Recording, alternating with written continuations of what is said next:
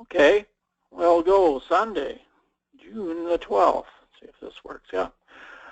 Okay, so a roundup from yesterday. It started in Inuvik, and it was 15 and 41% RH. You'll see where the RH is where the hot, dry weather was. Here in Norman Wells, 14, got a bit of rain, it said there, shower or so around 8 millimeters, and 71% RH. Then you get down in the southern half, and that's where you get into this pretty hot and dry weather. Fort Simpson recorded a 29 and 18%, but Fort Simpson, the headquarters there, it looks like they got a 30, so that's good. Good to see a 30 there. And only 15% RH, so man, that's major crossover, 15 units of crossover, if you want to call it that. And Liard, 28 and 20% down there for RHs. Yellowknife up there, you got to 23 and 35% on the RH, and gosh, you're gusting to 43.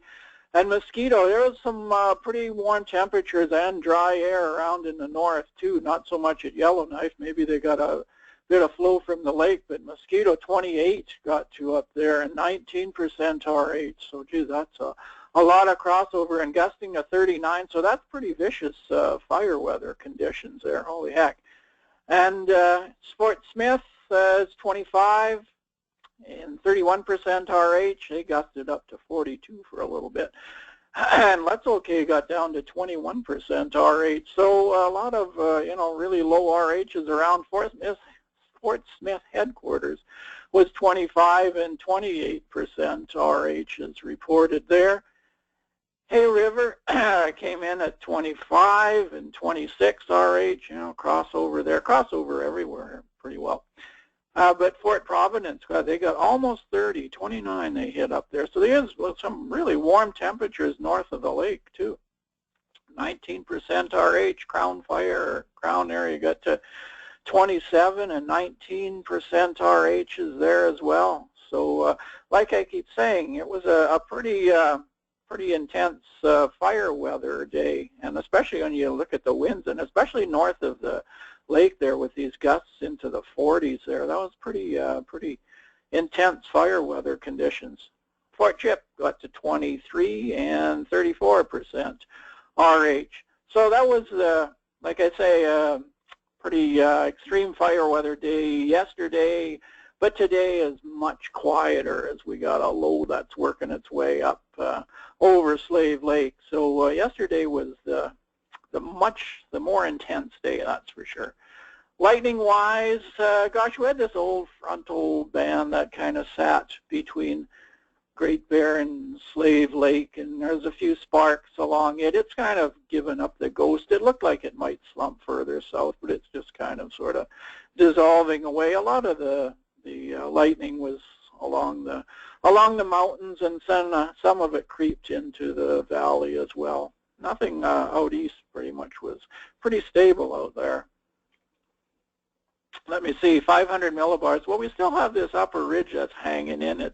It's getting squashed away, but it's putting up a battle. It's not going to go without a fight. So it's still maintaining some pretty warm temperatures into the valley today, and some low RHs. Here's this upper low that's heading its way up towards Wood Buffalo today, and then south or north of the border through tonight or whatever. So that's the main player, and then it evolves into a great big huge long wave trough, as we'll see. Let me see at the surface. Okay, got the surface there.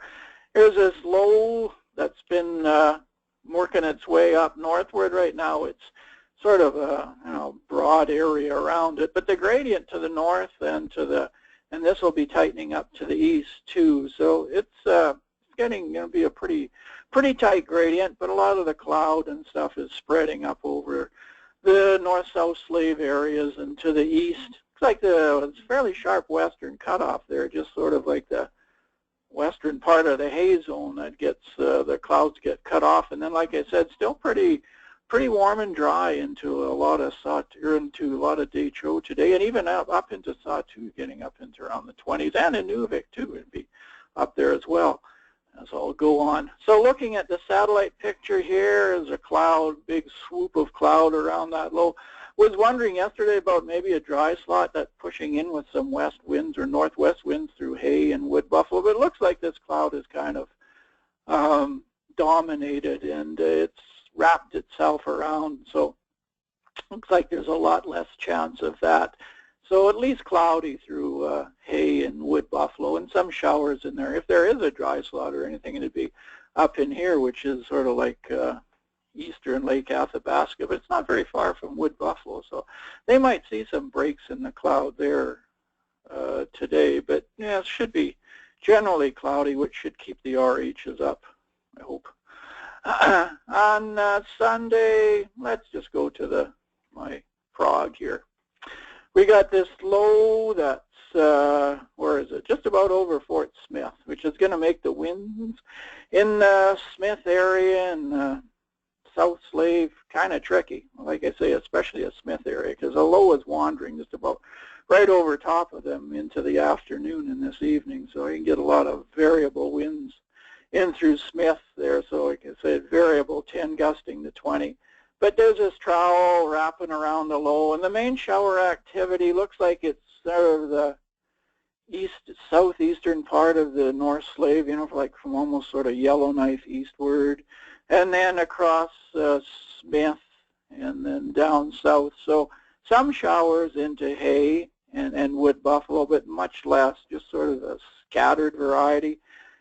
Thunder shower activity is mostly in this, like the unstable areas kind of on the eastern flank of that low, so getting into Smith and some of it into northern Saskatchewan mainly.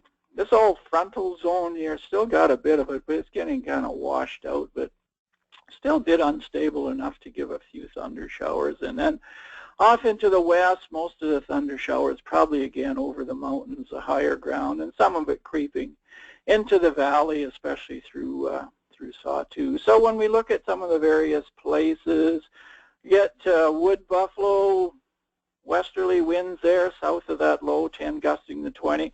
Still not too bad for temperatures, 18, and saying 60% for RHs. Maybe they could drop a little bit less than that, but they should be in that cloud cover and a few showers around to keep the RHs up. Into Hay, behind that low, northwest winds, 15 gusting 25, maybe around 16 for highs, and 50% RHs. Like I said, pretty variable winds into Smith as that low just about wanders right over top of that area. And maybe about 15 or so for highs, 70% RHs. And you get out into the eastern flank where the gradient's pretty strong. Southeast winds, 30 gusting 40 in a lot of the Caribou area. And what do we got? 12 or so for highs, and you know, pretty moist, 60% or so. RHs, North Slave could be a bit of a problem. The southern part is into that showers, and easterly winds, 30 gusting 45. There's this low-level jet wrapping around it too, so maybe it'll add a little more impetus to the winds. The southern areas, you're not into the heavy showers there, so they might still get up to around 20, 40% RH, but you get up into the northern, northeastern, northwestern parts of the North Slave, and you can see highs into the 20s and still pretty dry, you know, 25% RH. This dry zone still into here. So, and it could still get into the 20s for RHs, and that holds true there when you go into Simpson. Northerly winds, 10 gusting to 20 or so, but still warm, 25, and then maybe down to 25 for RHs, especially in the southern parts. So that's still crossover down in the south, maybe a little bit moister up in the north, up to around 35% RHs. So still be, you know, still decent fire weather conditions with the crossover in the south. Liard looking like now northerly winds, 10 gusting to 20, still warm, 24 for a high, 30% RH. And then I go up into Sawtooth. They're getting influenced by this, well, there's a kind of a gradient that's formed up here. So southeasterly winds, 20 gusting to 30 there, and a pretty pleasant warm day there, you know, 23 for a high and about 35 RHs. And in Nunavik, much similar, actually. Southeast winds 15, gusting up to 30 maybe, and getting up to around the 20 mark for highs there with RHs around 35. So we go on to the next prog. One was a little slower.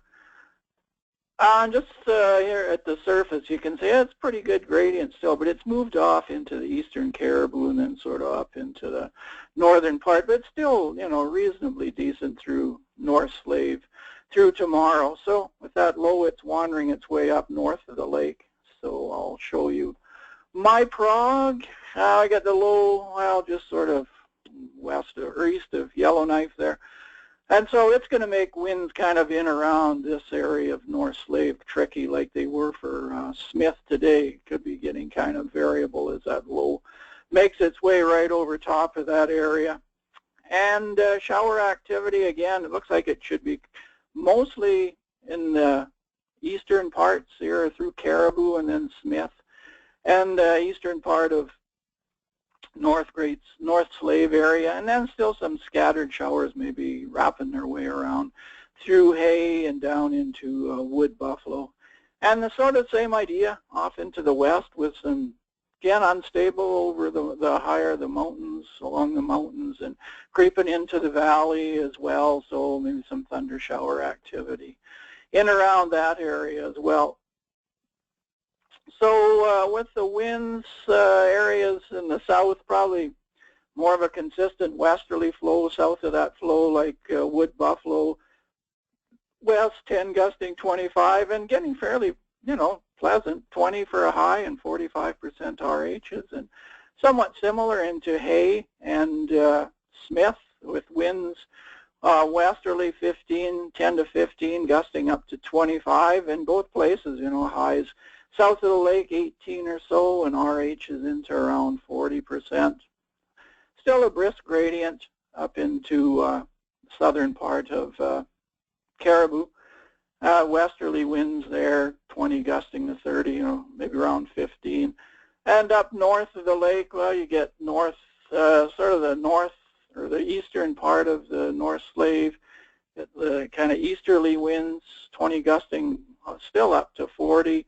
And then they go a little more around to the northeast when you get into the western parts, and 20 gusting 40 from the northeast there, and get around 15 or so for highs, and maybe 50% RHs. It's still kind of showery there. And what else? Going into Sawtoo and around Simpson, again, it's still kind of dry there, fairly dry. It doesn't partake in any of these showers too much. So it's almost kind of like today with about 24 and 25. So that's crossover again with northerly winds 15 gusting to 25. So, you know, a reasonably aggressive fire day for especially the southern Decho anyhow. And Liard, kind of northwesterly winds 10 gusting 20 and around 23 there for a high, getting pretty variable winds into Sawtoo for tomorrow. And still hanging in with decent temperatures, 20 and 40% RHs. And Nuvik actually is one of the warm spots tomorrow. Again, kind of a westerly flow. There's this trough that's forming back from the low, and it gives them a bit of a westerly flow and boosts the temperatures up to around 23 and 25% RH. So just about, that's pretty much crossover for a Nuvik for tomorrow. Like I say, it's going to be one of the warmer spots in the NWT. They deserve it once in a while. Looking further afield into Tuesday, what's happening on Tuesday? Let's go into the surface, and this low that was north of the lake is pretty well dissolved. This isn't that low. It didn't move south. That one just kind of dissolved, and then lo and behold, there's another one that's forming in the kind of central Alberta and tracking just about the same as the other one. So we almost get sort of a repeat performance of what's going on today. And if we go over to the 500, you can see why. Like I said yesterday, the storm track is about from, well, Oregon and up through Alberta, and then right to across Great Slave area. So that's bringing all these systems across Alberta and right up to this Great Slave Lake. So interesting, sort of. Like I say, you don't see that too often. Usually it's from the west you're getting systems. So if we look to Wednesday, here's this low at the surface, and it's made its way into the South Slave area. And again, area of showers that's wrapping around. And it looks like, again, kind of the North Slave and Smith, maybe Caribou areas are the more in line for the rain. And then you get into sort of the Hay and western Hay anyhow. And it gets a lot drier, just maybe some scattered showers. And again, not very much for shower activity making its way into the derecho. It's again fairly dry, maybe a little bit cooler, a few degrees, maybe into around 20 or so, but staying reasonably dry with RHs, still probably in around the 30 mark.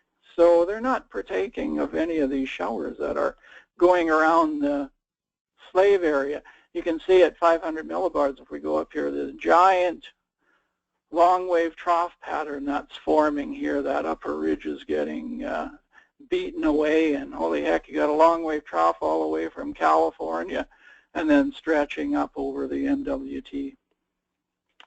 So let's go quickly to Thursday and what happened. At the surface, that low that was in South Slave is moved off reasonably quick off to the northeast, and some showers probably still wrapping back over across north-south Slave in a pretty good gradient, so some brisk north winds there.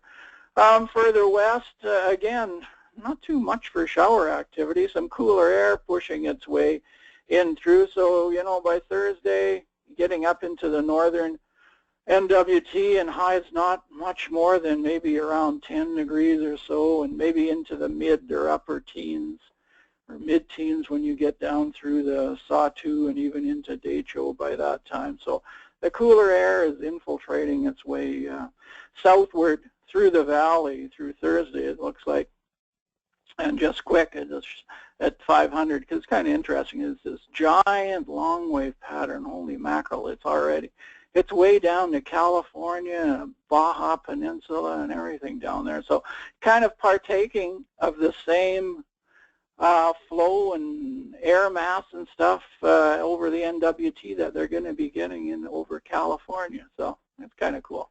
Anyway, I'll end it with that, and if you got any questions.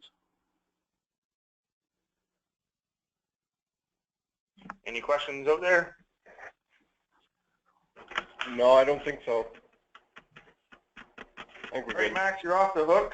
Do we have you tomorrow, or is it Bev tomorrow? No, Bev's back tomorrow. You get to enjoy her mellow tones. Okay, well, thanks for the weekend briefings. Good job, and we'll chat with you next time you're on. Okay, very good. Thanks. Bye. Thanks.